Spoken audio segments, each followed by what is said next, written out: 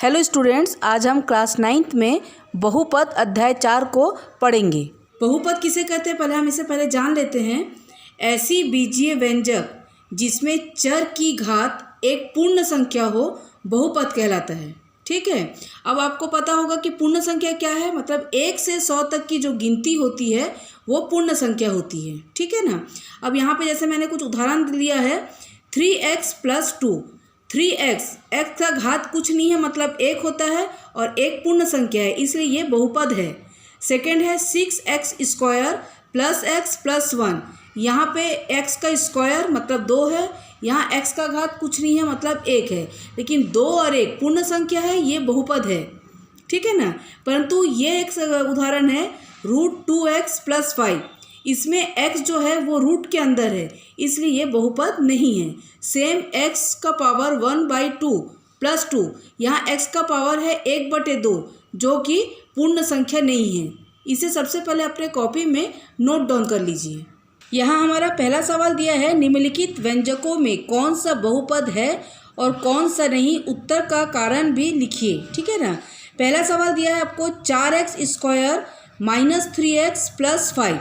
यहाँ पर देखो 4x का घात है 2 माइनस 3x, x का घात कुछ नहीं है मतलब 1 है, मतलब यहाँ पे घात दिया है 2 और 1, तो क्या लिखेंगे, हाँ यह बहुपद है। हाँ यह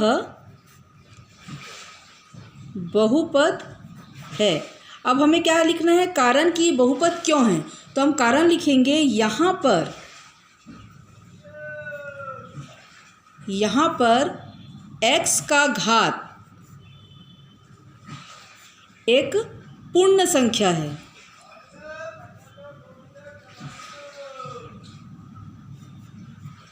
पूर्ण संख्या है। पूर्ण संख्या हम किसे कहते हैं, देखिए पहले ही मैं आपको बोली थी कि पूर्ण संख्या अर्थात 1 से 100 तक, और यहाँ पे घात 2 है और यहाँ पे घात 1 है जो कि पूर्ण संख्या है, इसलिए ये बहुपद है। सेकंड देखो क्या है, z = 3/z। अगर मैं इसको सॉल्यूशन करती हूँ तो हम क्या करेंगे, यहाँ पे z धन 3/z।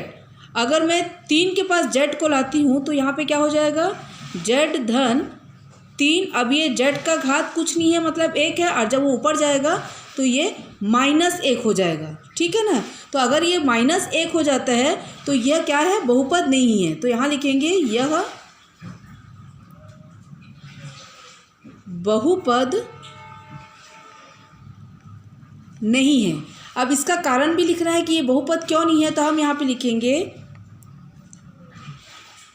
यहाँ पर z का घात -1 है, और माइनस कभी भी पूर्ण संख्या नहीं होती, तो हम लिखेंगे जो कि पूर्ण संख्या नहीं है। √y धन 2y + 3 है ना। तो रूट के बारे में मैं बोली थी कि यहाँ पे रूट के अंदर y है, तो रूट के अंदर y का मतलब क्या होता है, इसको मैं इस तरीके से लिख सकती हूँ कि y का घात 1/2। ठीक, क्योंकि रूट का मतलब हो गया 1/2 + 2y + 3। अब 1/2 है और मेरा पूर्ण संख्या क्या होता है, 1 से लेके 100 तक की गिनती, तो ये क्या है, बहुपद नहीं है, तो हम लिखेंगे यह बहुपद नहीं है। अब इसका हमें कारण भी लिखना है, तो हम कारण लिखेंगे, यहाँ पर y का घात 1/2 है जो पूर्ण संख्या नहीं है।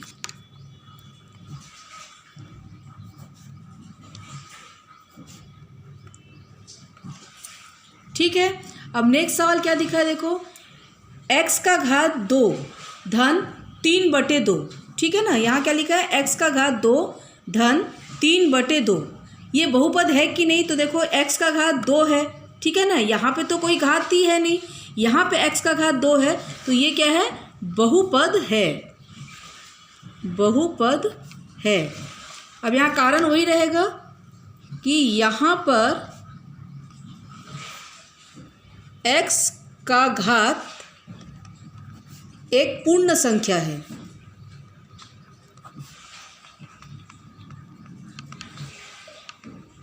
ठीक है, अब नेक्स्ट सवाल भी सेम है। देखो, x का घात 10 धन y का घात 3 धन t का घात 50। यहाँ 10 है घात, यहाँ 3 है घात और यहाँ पे क्या है 50 है। तो 10, 3, 50 पूर्ण संख्या में आता है, तो ये भी क्या है, ये भी बहुपद है, बहुपद है। कारण क्या रहेगा, सेम कारण रहेगा कि यहाँ पर x का घात पूर्ण संख्या है, अतः यह बहुपद है। ठीक है ना, इस तरीके से आप लोग यहाँ पे लिखेंगे कि यहाँ पर x का घात पूर्ण संख्या है, इसलिए यह बहुपद है। अब हमारा ये नेक्स्ट प्रश्न है, प्रश्न 2। निम्नलिखित में x स्क्वायर का गुणांक लिखिए। ठीक है, x स्क्वायर का गुणांक लिखना है, मतलब x स्क्वायर में किसका गुणा हुआ है, इसका मतलब ये होता है। ठीक, फर्स्ट सवाल हमको दिया है 3x³ बुक में यहाँ पे स्क्वायर दिया है जो गलत हो गया है, उसको आप लोग सुधार लीजिएगा। 3x² धन 2x² धन 3x + 2।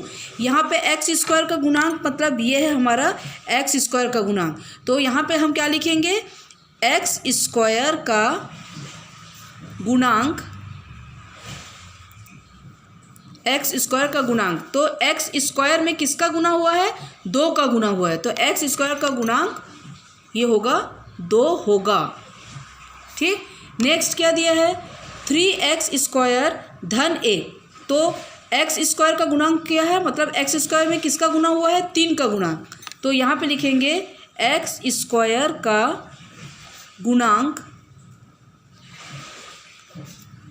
3 होगा।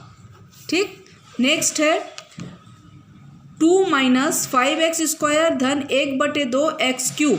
तो यहाँ पर x स्क्वायर का ही गुणांक देखना है, तो x स्क्वायर में किसका गुना हुआ है, 5 का। तो हम यहाँ पे लिखेंगे x स्क्वायर का गुणांक 5 होगा। ठीक है, अब नेक्स्ट देखो, x² बटे 2 धन 1। तो यहाँ पे x स्क्वायर में गुणांक कितना होगा, देखो इसके पास कोई संख्या नहीं है का मतलब 1 होता है, तो गुणांक क्या हो जाएगा हमारा 1/2। तो यहाँ लिखेंगे x स्क्वायर का गुणांक 1/2 होगा, क्योंकि ऊपर में कोई संख्या नहीं है, इसका मतलब होता है 1। ठीक, नेक्स्ट क्या है, देखो x का घात 4 धन x का घात 3 धन 1/4 x का घात 2। ठीक, मतलब x स्क्वायर में किसका गुना हुआ है, 1/4 का। तो हम यहाँ पे लिखेंगे x स्क्वायर का गुणांक 1/4 होगा। हमारा नेक्स्ट प्रश्न है, निम्न बहुपद में x का गुणांक एवं अचर पद लिखिए। x का गुणांक पूछ रहा है, मतलब x के साथ जिसका गुणा हुआ है वही x का गुणांक है। अचर पद किसको बोलते हैं, जिसमें x का गुणा ना हुआ हो। तो जैसे पहला सवाल है x² धन 1/5x धन 5। इसमें x का गुणा किसके साथ हुआ है, 1/5 का, इसलिए x का गुणांक होगा 1/5। अब ऐसी संख्या इसमें देखना है जिसमें x का गुणा ना हुआ हो। इसमें भी x है, कुछ नहीं है, मतलब 1।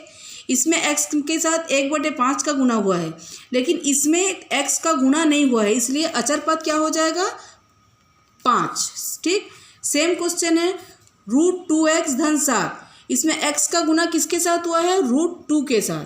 और अचर पद कौन सा है, इसमें देखो x नहीं है, इसलिए ये हो गया इसका अचर पद। नेक्स्ट है x² धन 2। इसमें x स्क्वायर है, कहीं भी x नहीं है, इसलिए x का गुणांक क्या हो जाएगा इधर, 0। अचर पद कौन है, यहाँ पे 2 है इसका अचर पद। अब हमारा प्रश्न क्रमांक 4, निम्नलिखित में से प्रत्येक का एक उदाहरण लिखिए। सबसे पहला लिखा है घात 4 का द्विपदी बहुपद। सबसे पहले हम घात 4 बोल रहे हैं, तो हम यहाँ पे लिख सकते हैं कि x का घात ये 4, मतलब हमें घात 4 चाहिए, वो अब संख्या कुछ भी हो सकती है। दिया है द्विपद, तो द्विपद बनाने के लिए हमें प्लस, अब यहाँ पे हम कोई भी संख्या को डाल सकते हैं, जैसे मैं डाल दी ये 6, तो ये एक पद प्लस के बाद ये हो गया दूसरा पद। सेम हम कुछ भी लिख सकते हैं अपनी मर्जी, 2x का घात 4। ठीक। धन 6 लिख दो, कोई प्रॉब्लम नहीं है, लेकिन घात यहाँ पे 4 होना चाहिए। सेकंड लिखा है देखो, घात 6 का त्रिपदी, त्रिपदी माने 3 पद होना चाहिए, ठीक है ना। तो देखो कुछ भी लिखो, x का घात 6, ठीक, धन 3x धन 2, ये हो गया 3 पद। सेम कुछ भी लिखो, 2x का घात 6 धन 2x माइनस 1, ये भी हो गया 3 पद। सेम है घात 5 का एक पदी बहुपद, घात 5 बोल रहे हैं, मतलब 2x का घात 5। अब इसमें कुछ जोड़ना नहीं है क्योंकि हमें सिर्फ एक ही पद चाहिए। वैसे ही कुछ भी लिख दो, 3x का घात 5 हो गया, 6x का घात 5 हो गया, सिर्फ घात जो है हमको 5 चाहिए। अब हमारा अगला प्रश्न है, निम्नलिखित बहुपदों में प्रत्येक की घात लिखिए। प्रत्येक की घात मतलब हमें जो यहाँ पे घात दिया है ना, x का घात 3 माइनस 6x स्क्वायर धन x धन 1, इसमें घात मतलब जो ऊपर जो x का घात 3 है और ये 6x का घात 2 है, तो घात में जो बड़ा है उसी को लिखना है। जैसे यहाँ x का घात 3 है और यहाँ 6x का घात 2 है, तो ऑब्वियसली 3 बड़ा होता है, तो यहाँ बहुपद का घात क्या हो जाएगा, 3। यहाँ पे y का घात 9 माइनस 3y का घात 7, 3/2 y का घात 2 है, तो सबसे बड़ी घात कौन सा है, 9, तो बहुपद का घात क्या हो जाएगा, 9 हो जाएगा, ठीक। नेक्स्ट क्या दिया है, 3 माइनस y का घात 3 और z 3 माइनस y का घात 3, तो यहाँ पे y का घात एक ही संख्या है 3, तो यहाँ पे क्या हो जाएगा, y का बहुपद का घात 3। यहाँ पे y का घात 2 और कहीं पे भी घात नहीं है, तो यहाँ हो जाएगा y का घात 2। 5t माइनस रूट 11 बहुपद का घात क्या हो जाएगा, यहाँ t के पास कुछ नहीं है, मतलब क्या होता है, 1, ठीक है, और ये सिर्फ दिया है 7, यहाँ घात नहीं दिया है, इसका मतलब इसका घात हो जाएगा अपना 0। अब हमारा नेक्स्ट प्रश्न है, निम्नलिखित बहुपदों में से अचर, रैखिक, द्विघात एवं त्रिघात बहुपदों को छांटिए। अचर राशि हमने पढ़ चुके हैं। रैखिक का मतलब होता है जिसमें कोई भी घात ना हो, द्विघात मतलब जिस पर का घात 2 हो, और त्रिघात मतलब जिसमें x का घात 3 हो। तो देखते हैं, देखो यहाँ दिया है x का घात 3 धन x स्क्वायर धन x धन 1, यहाँ दिया है x का घात 3, मतलब ये हो गया त्रिघातीय, ठीक। यह है 9x का घात 3, ये 9x का घात 3 है, मतलब ये भी हो गया त्रिघातीय। यहाँ पे है y धन y का घात 2 धन 3/4, y का घात 2 है, मतलब द्विघातीय। यहाँ पे देखो घात कुछ नहीं है, इसलिए ये हो गया रैखिक। यहाँ पे y का घात 3 है, मतलब त्रिघातीय। यहाँ पे सिर्फ 8 दिया है ना, तो 8 दिया है, इसका मतलब ये क्या हो गया, अचर राशि। उसके बाद है 2x का घात 2 धन 3, x का घात 2 है, मतलब द्विघातीय। यह है p का घात 2, मतलब द्विघातीय। यह है x धन 2/3, यहाँ पे कोई भी घात नहीं है, इसलिए यह हो गया रैखिक।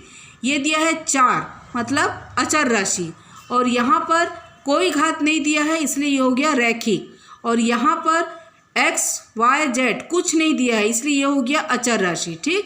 इस प्रकार हमने इस वीडियो में 4.1 को कंप्लीट कर लिया है।